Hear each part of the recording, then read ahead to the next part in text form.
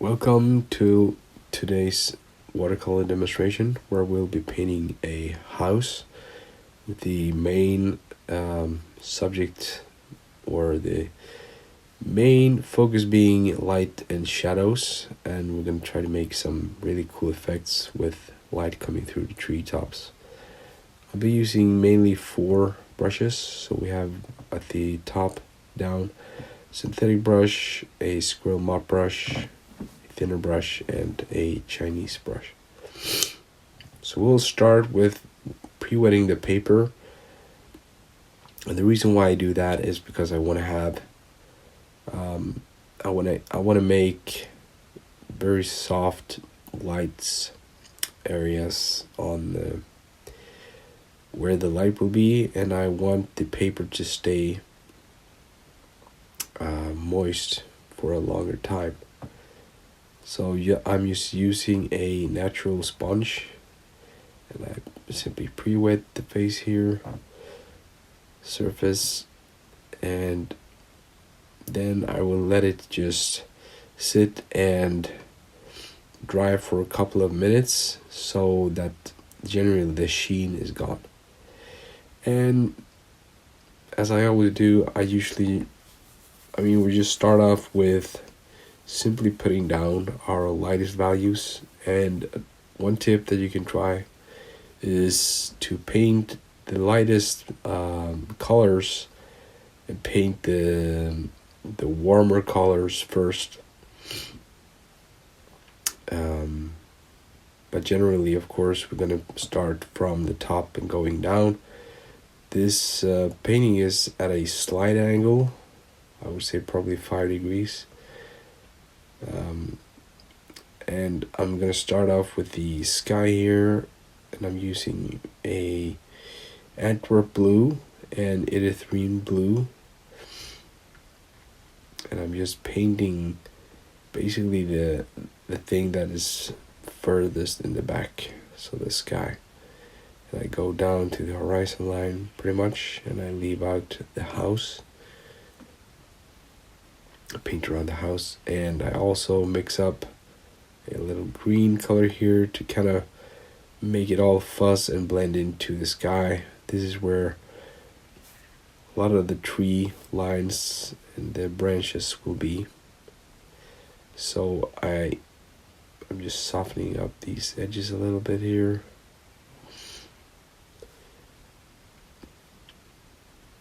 And you don't have to do this, but I found this to be kind of interesting to see what happens when you... And the main idea is to basically just make everything fuzz together. I don't want too many hard white lines, so I'm mixing up some lavender here and Ellison crimson, getting a kind of a interesting effect on the tree line. So I was very concerned when I made this that I wanted to make a painting that it is very vivid, has vivid colors to kind of, remind you of those type of summer days where you have a very strong light and you have shadows, and the shadows are, filled with a lot of different colors. So that's basically the thing that I'm trying to convey, a beautiful play between colorful shadows and light. So yeah, I'm just trying to fill in the whole paper here and making sure that I paint everything in and don't leave too many white spots, because I want to make everything as vivid and colorful as possible in the end. So I'm just mixing in some different colors here to kind of have an interesting light, and then making the colors all mixed together, and basically just painting the house in a warmer brown color. And for the grass, I'm using some new gamboge yellow to symbolize this strong sunlight, and making it all just mixed together. And leaving out some white little spots here on the in front of the doorstep, and kind of mixing in some blue, some ultramarine blue, some new gamboge, and trying to make bit more of a stronger yellow color here. I want that to be as the first layer, this kind of strong green vivid light. Then we have some, so once it's dried, I'm working from the back front. So what we're going to do is we're going to make the trees in the background. So if you go back and watch the reference picture, you can see that the trees are pretty much filling up the entire paper. So one trick you can do if you want to make branches is you can just push the, this is a squirrel mop, so you can basically like push it so the straws get a bit, crooked. This works very well for making these kind of, like individual leaves and so on. And just going a bit darker here, mixing them together, the light leaves, mixing it together and giving them some shadow and giving them some interesting things happening here, and kind of just trying with a wet brush, not too wet brush, but kind of softening everything so it's not too strong shadows. And now I'm painting in the tree again. I want to have the tree being in a very kind of vibrant and nice color here. So I'm also aware that obviously when you paint watercolor, it dries up a lot lighter, so I'm aware of that as well. So you could say this is the mid layer, or the middle wash, where I just trying to give the overall shadow to and shape to everything. So for the roof, I do not want it to be, so the problem that I made earlier on has been, what a lot of beginners do, is that they paint each plate or each shingle on the roof, and what that does is it kind of distracts you and makes I try not to sweat the small details and rather focus on the whole shape and the light of the whole shape. So now I'm pre-wetting the paper, or the areas where I'm going to paint the shadow from the tree. So this whole side of the long side of the house is engulfed, so to speak, or is in a deeper shadow, and I just keep on going, but I'm very aware to leave some areas free here, so I don't go over the whole area of the short side of the house, because I want to have this effect of sunlight beams going through the leaf work of the tree above.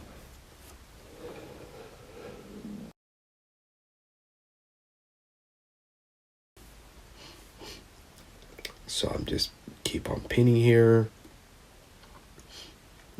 adding in some colors here, like some yellow ochre, erythrine blue, kind of going a bit darker,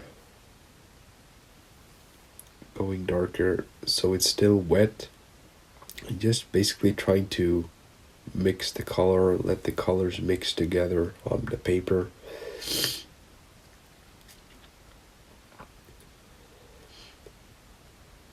and just making it. So I'm just gonna spray brush here as well. Spray it up a little so it gets a bit more moist, and you get a bit more rougher edges from where the spray goes. So I'm basically just trying to go over the ground shadow as well, and try to connect and have everything connected, so it's not that the house is floating too much on its own, but that it's connected to the ground.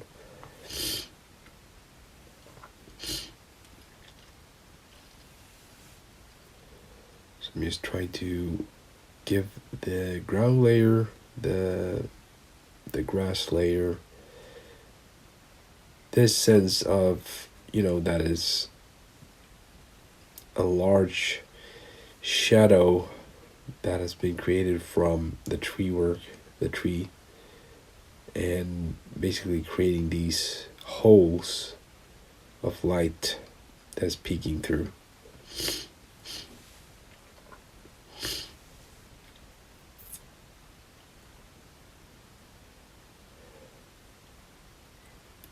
So I'm also aware that it's going to dry up, and it's going to, as usual, dry up lighter. So I'm using a Chinese brush now, and I am going to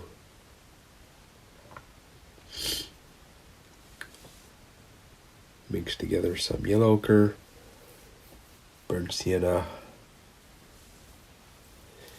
and some blues, and basically just trying to.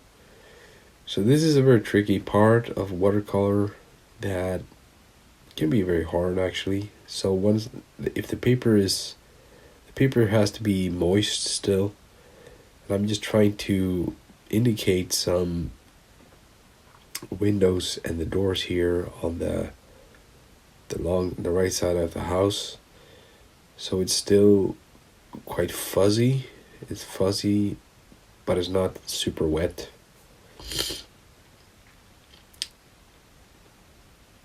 And this also goes for the lighter side of the house, so to speak, where I'm just trying to place in some windows or something that looks like windows without giving them too much information or too much detail, and basically just trying to give it a very loose details while it's still wet. So once this dries up, everything has become a lot lighter, and I felt at this point it's still too light, and it's hard to get it right on the first try. So I go in once again and try to basically create a stronger shadow and still leave out a lot of these white patches on the house, but I have to go darker where the shadows already exist. So this is going to go for the whole house and for the ground layer as well. So I'm basically putting in some yellows and some blues here. Ultramarine blue works very well for shadows. It's probably my favorite color to use when it goes for shadows. And it's a bit tricky, I don't want to push too much color into the lighter area here. And then I'm just basically going to have to darken this whole long side of the house and make this completely dark.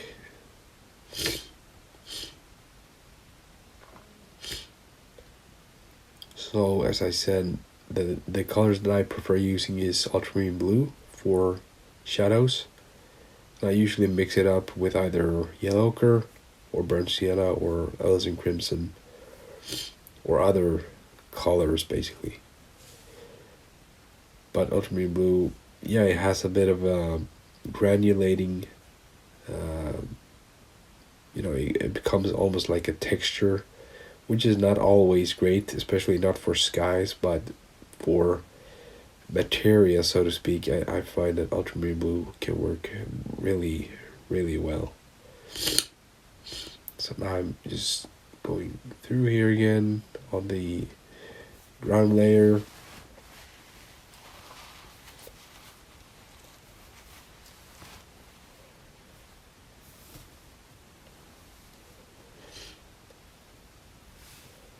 Just trying to not overdo it too much and add and still leave out some wider patches here to indicate the light. And you can just splash in, or I like to splash in the colors as well to give it some random effect.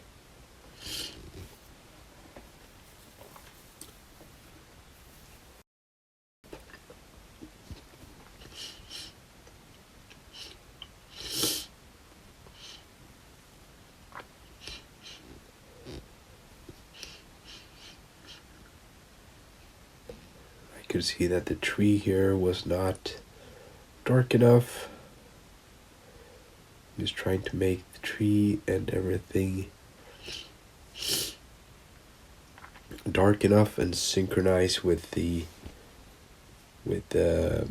objects that stands next to it. In this case, that's the house. So I'm not using any black colors, as you might notice. I'm only using blue and red and yellow, or a mix thereof. I'm adding in some shadow here on the roof, where I'm also going to paint in a lot of the trees that hangs over the building. So this is cover up a major part of the roof. So now this is dried up once again. I'm pretty happy with the overall shadow as a whole. And now I'm going to basically finish up with the details and the front layer, which is the tree above the house. Here I have pre-wet the paper a bit, so it makes a bit of softer shadows and the softer edges, and I can splatter on the kind of this green color, and the splatters is a good way to indicate individual leaves and also give it a lot of randomness.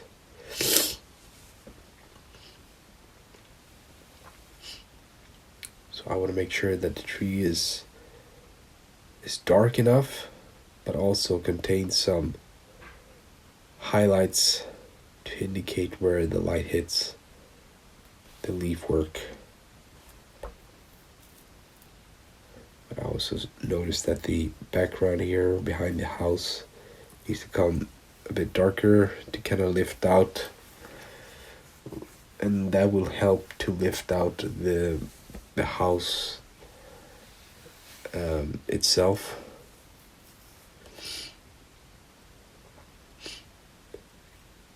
And I'm also adding in some indications here of trees that I have missed and the greenery around the house.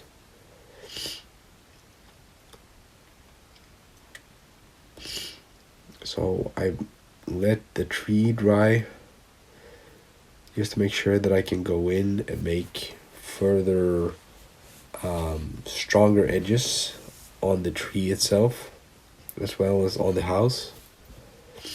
And now we'll be finishing this up, just giving it some more details. The stronger colors are obviously saved for the last layer, stronger, deeper, richer pigments go here. And here I'm just slightly indicating some shadows of the windows and the door.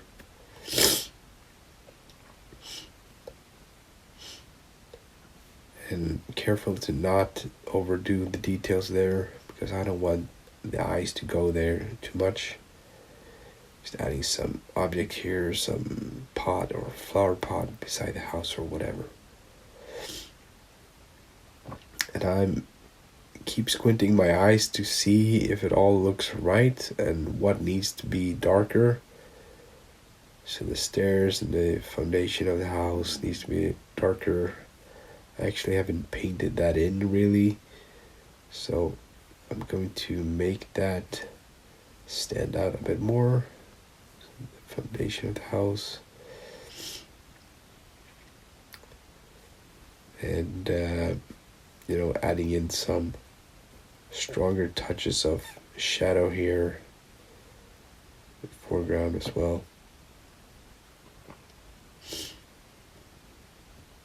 Kind of to make the eye, to help the eye, guide the eye into the picture. Once again, since the paper is completely dry, I'm just using some pigments to indicate these details of the windows and so on. I make sure that I don't overdo it. I don't paint too much details. I'm just leaving some cues on where what it could be, so the user or the viewer can decide for themselves and kind of fill in the remainder of the painting. So we're now just tying it all together and darkening the tree and the shadows of the tree as well.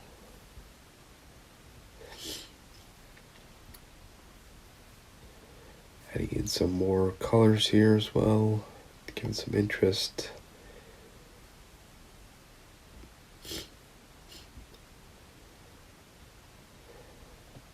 I'm just painting in the darkness of the tree here, shadow of the tree, leaves.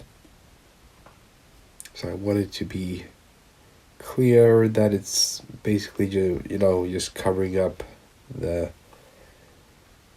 roof area, so it doesn't blend in too much to the background.